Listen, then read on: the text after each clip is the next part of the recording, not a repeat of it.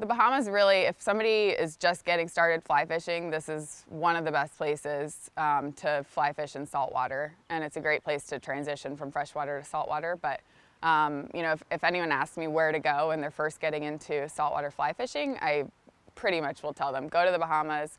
It's easy to get to, and a place like Abaco Lodge has phenomenal guides that have been doing this for a really long time. They're great at talking you through it, and you get a lot of opportunities, and you're going to catch fish.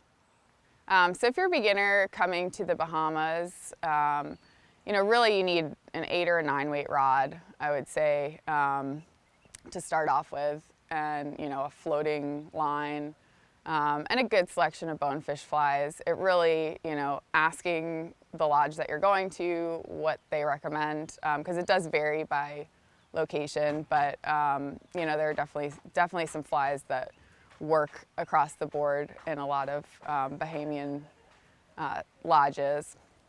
And then, you know, a good lodge is going to have gear. So if you're just, you know, wanting to go down and go on a saltwater fly fishing trip, they're going to have the stuff that you need. But, you know, if you're going to go buy a rod to go fish in the Bahamas, I would buy an 8 or 9 weight rod and, you know, a balanced reel.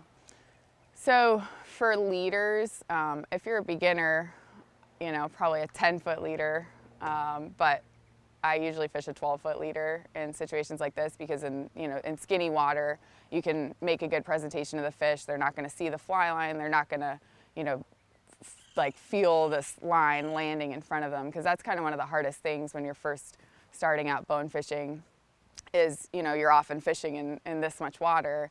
And so, you know, your guide will pick a fly that's appropriate for the depth water that you're fishing in. And if you're in really skinny water, you're not going to use a fly with, you know, big lead eyes.